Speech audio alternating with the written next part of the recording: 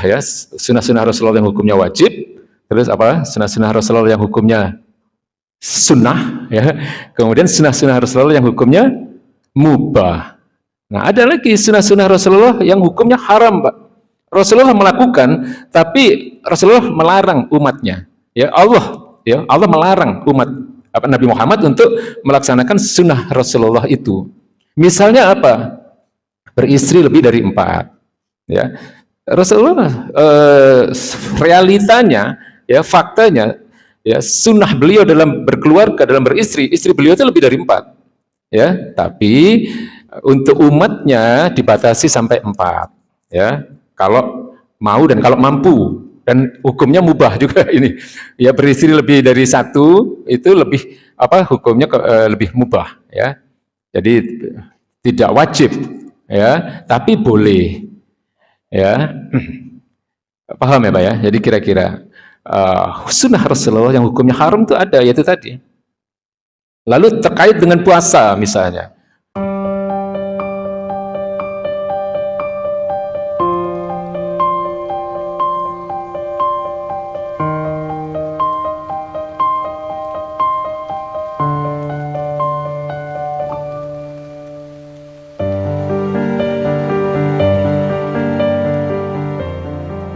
Sangat banyak ya hadis-hadis yang menunjukkan sunnah-sunnah Rasulullah di bulan-bulan Ramadan. Ya, jadi kalau saya berbicara tentang sunnah itu mudah-mudahan Bapak-Bapak tidak lupa apa yang sudah pernah kita bahas. Ya, jadi di bulan Ramadan itu ada sunnah-sunnah Rasulullah yang hukumnya wajib, ada sunnah-sunnah Rasulullah yang hukumnya sunnah, ada sunnah-sunnah Rasulullah yang hukumnya mubah, dan ada sunnah-sunnah Rasulullah yang hukumnya haram untuk kita kerjakan. Nah, yang tidak ada itu adalah sunnah-sunnah Rasulullah yang hukumnya makruh. Ya, jadi nggak ada sunnah Rasulullah yang hukumnya makruh, karena makruh itu artinya dibenci. Ya, dibenci siapa? Dibenci Allah. Tidak ada perbuatan Rasulullah yang makruh, itu tidak ada. Ya, nah jadi kalau kita bicara tentang sunnah, Pak, insya Allah mudah-mudahan Bapak-Bapak tidak lupa bahwa makna dari sunnah itu bermacam-macam. Ya, jadi satu kata dalam bahasa Arab itu maknanya bisa macam-macam. Maka kalau di dalam tulisan para ulama, kitab-kitab para ulama itu biasanya ketika membahas tentang satu istilah, biasanya dibahas dulu makna secara bahasa. Ya, jadi misalnya tentang as-sunnah, ya lughatan. Nah, sunnah secara bahasa maknanya apa? As-sunnah lughatan thariqah, gitu Pak. Ya, sunnah secara bahasa artinya apa? Jalan. Ya, thariqah atau thariq, ya jalan. Lalu kemudian di bawahnya baru ada sunnah istilahan. Ya, sunnah secara istilah maknanya apa? Nah, tergantung kita sedang membahas istilah itu dalam konteks bidang apa. Ya, nah kalau kita bicara tentang sunnah dalam pengertian fikih, ya sunnah di situ maknanya adalah mandub atau mustahab. Ya, sesuatu yang dicintai oleh Allah Subhanahu Wa Taala. Ya. Jadi sesuatu yang dicintai oleh Allah Subhanahu Wa Taala, sunnah, ya mandub atau mustahab, atau ada istilah ibadah-ibadah nafilah, ya ibadah-ibadah yang sifatnya ibadah tambahan, ya di luar ibadah-ibadah yang wajib. Nah, di sini sudah ada 2 makna sunnah yang bisa Bapak pahami ya. Pertama secara lughatan atau secara bahasa maknanya apa tadi? Thariqah atau jalan. Kemudian dalam konteks ilmu fikih, sunnah itu maknanya mandub atau mustahab, sesuatu yang disukai, sesuatu yang dicintai oleh Allah Subhanahu Wa Taala, ya, atau ibadah-ibadah nafilah, ibadah-ibadah tambahan di luar ibadah-ibadah fardu. Nah, lalu dalam ilmu usul fikih dan ilmu hadis, sunnah maknanya beda lagi, Pak. Ya, beda lagi maknanya. Ya, secara istilah, kalau kita bicara tentang kata sunnah, ya dalam konteks ilmu usul fikih atau ilmu hadis maknanya adalah ma'udhifa ila Nabi sallallahu alaihi wasallam fi qaulihi wa fi'lihi wa takririhi. Ya, jadi sunnah dalam konteks ilmu usul fikih dan hadis maknanya adalah apapun yang disandarkan kepada Rasulullah dalam ucapan beliau, ya fi qaulihi wa fi'lihi, dalam perbuatan beliau, wa takririhi, dan persetujuan beliau. Nah, jadi itu sunnah dalam pengertian usul fikih atau ilmu hadis, ya. Makanya saya katakan tadi ada sunnah Rasulullah yang hukumnya wajib. Perbuatan beliau yang hukumnya wajib apa? Ya, sholat 5 waktu itu sunnah, ya. Sunnahnya Rasulullah yang hukumnya wajib. Puasa Ramadan sunnahnya Rasulullah yang hukumnya wajib. Zakat, ya, sunnah Rasulullah yang hukumnya wajib. Haji sunnah Rasulullah yang hukumnya wajib. Ya, nah lalu ada sunnah Rasulullah yang hukumnya sunnah. Apa? Ya puasa sunnah, puasa sunnah, puasa Senin Kamis, ya kemudian sholat sunnah, ya sholat rawatib, ya qobliyah, ba'diyah, ya dan segala sesuatu yang merupakan ibadah-ibadah tambahan tadi, ya. Nah, hukumnya sunnah, sunnah Rasulullah yang hukumnya sunnah. Lalu apa? Sunnah Rasulullah yang hukumnya mubah, banyak sekali, ya. Apapun yang dilakukan oleh Rasulullah dalam kapasitas beliau sebagai manusia, ya artinya perbuatan beliau yang manusiawi atau istilahnya adalah perbuatan beliau yang sifatnya jibiliyah, itu hukumnya mubah. Cara berjalan beliau, cara makan beliau, cara minum beliau, cara tidur beliau, itu sebagaimana layaknya manusia biasa, ya hukumnya mubah sebenarnya, ya. Tapi kalau kita melakukan hal-hal yang mubah yang dicontohkan atau yang kita mencontoh apa yang dilakukan oleh Rasulullah, ya dengan harapan kita mendapatkan keberkahan, insya Allah ada keberkahan situ, Pak. Ya bertabaruk istilahnya, ya maka berkah itu kan ziyadatul khair, ya ziyadatul khair itu tambahan kebaikan, maka akan diberikan kebaikan-kebaikan kepada kita kalau kita mengikuti atau meneladani sunnah-sunnah beliau dalam hal-hal yang sifatnya mubah. Ya, tidak wajib dan tidak sunnah, tidak mandub, tidak mustahab tadi. Ya, karena itu adalah perilaku beliau dalam kapasitas beliau sebagai manusia biasa, sebagaimana layaknya manusia yang lain. Ya, nah sedikit mungkin yang ingin saya sampaikan, tapi jangan sampai kemudian sunnah-sunnah beliau yang sifatnya mubah ini lebih diutamakan dibanding sunnah-sunnah beliau yang hukumnya fardu tadi atau yang hukumnya wajib. Paham ya? Karena ada yang begitu, ya. Jadi mereka lebih mengutamakan hal-hal yang sifatnya mubah yang dicontohkan oleh Rasulullah, ya dalam cara berpakaian, ya dalam cara makan, cara berjalan, cara tidur, tetapi tidak mau membahas hal-hal yang sunnah-sunnah beliau yang bersifat wajib atau bersifat fardu.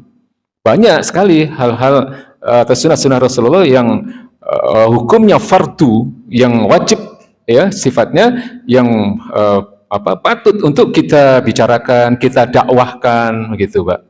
Ya, bukan hanya dalam hal-hal yang sifatnya individual, ya, bukan hal-hal yang sifatnya ibadah-ibadah mahdoh, tapi banyak ibadah-ibadah ghairu mahdoh, ya, hal-hal muamalah yang sifatnya wajib. Ya, yang paling penting ya ketika Allah Subhanahu wa taala memerintahkan kepada Nabi, ya ayyuhalladzina amanu udkhulu fis silmi kafah misalnya. Ya, wahai orang-orang beriman, masuklah kalian ke dalam Islam itu secara kafah, secara utuh. Nah, ini hukumnya wajib. Ya, menjalankan syariat Islam secara kafah, secara utuh, ya, secara keseluruhan itu hukumnya wajib. Tidak boleh dipilih-pilih. Ya, nah, di sini akidah kita diuji. Ya, keridhaan kita terhadap aturan kehidupan, apakah berpihak kepada aturan Islam atau tidak, ini diuji. Ya, nah kita kembali lagi ke masalah istilah sunnah tadi.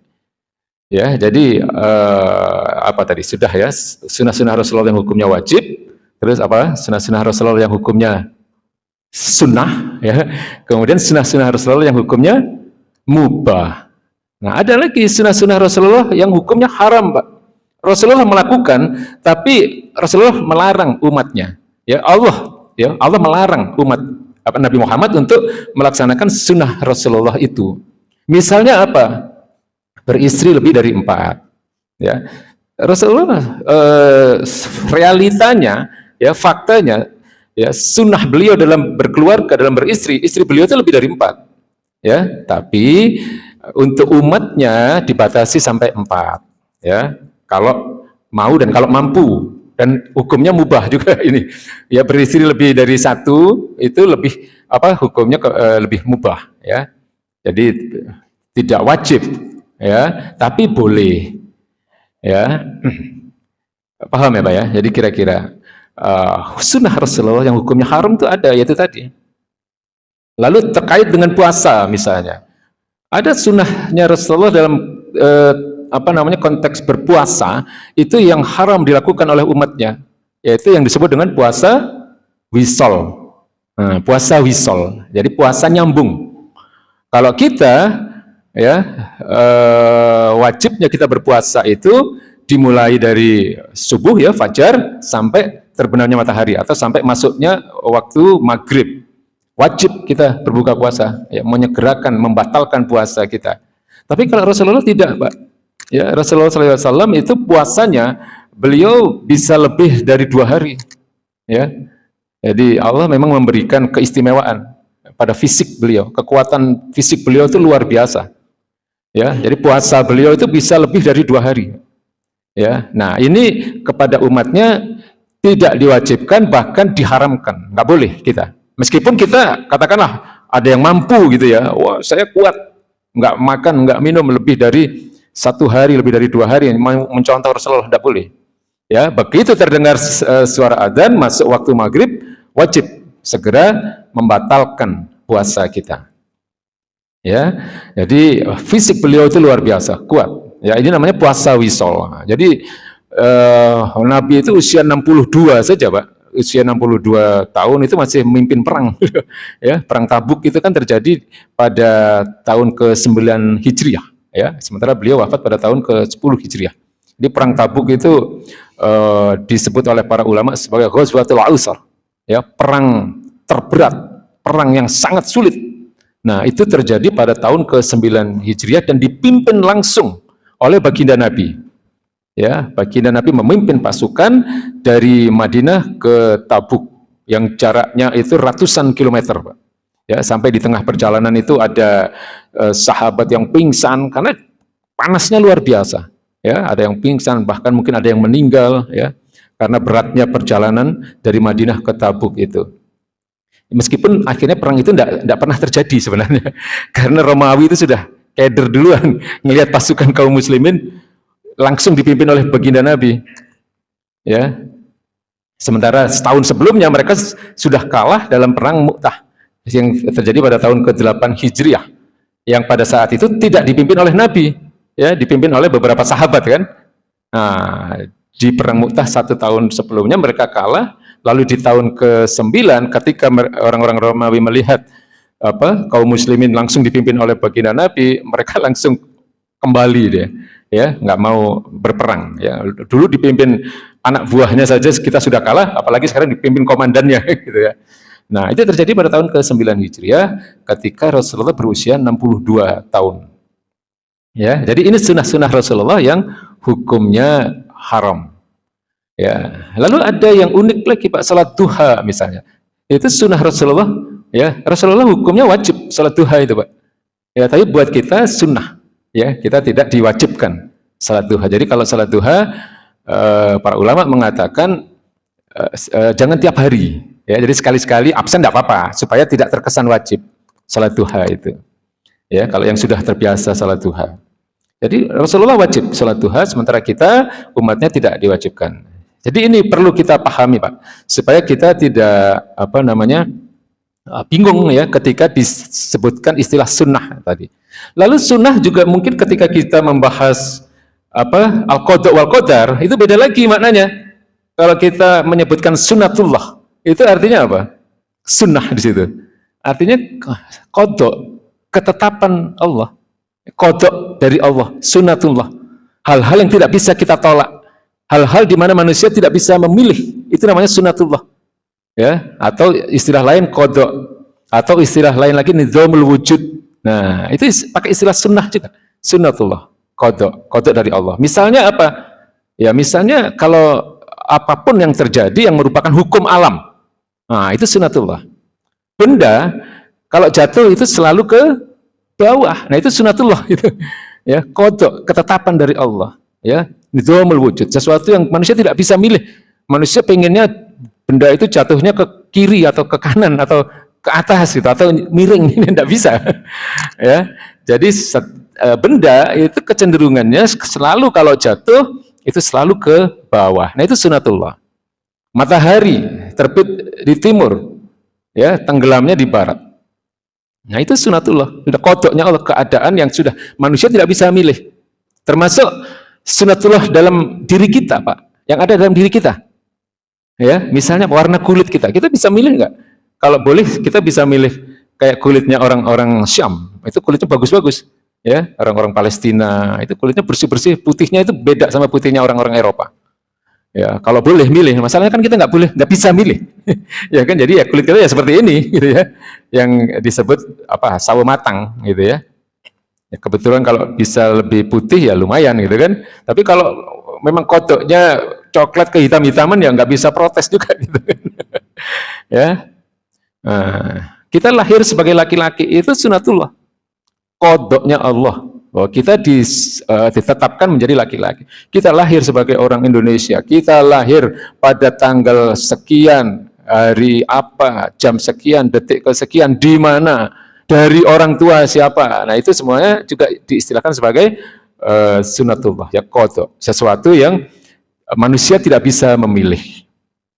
Ya, nah dalam pembahasan al-qada wal qadar kan pernah kita bahas, ya. Dan untuk hal-hal yang terkait dengan sunatullah itu manusia tidak dihisab, ya, tidak ada hitung-hitungannya. Kita tidak ditanya kenapa kamu lahir sebagai bangsa Indonesia, kenapa kamu lahir sebagai laki-laki, kenapa kamu lahir dari orang tua si A, si B, dan seterusnya. Ini tidak ada. Manusia hanya akan dihisab di wilayah di mana manusia bisa memilih. Paham ya, Pak? Ya, milih sesuatu.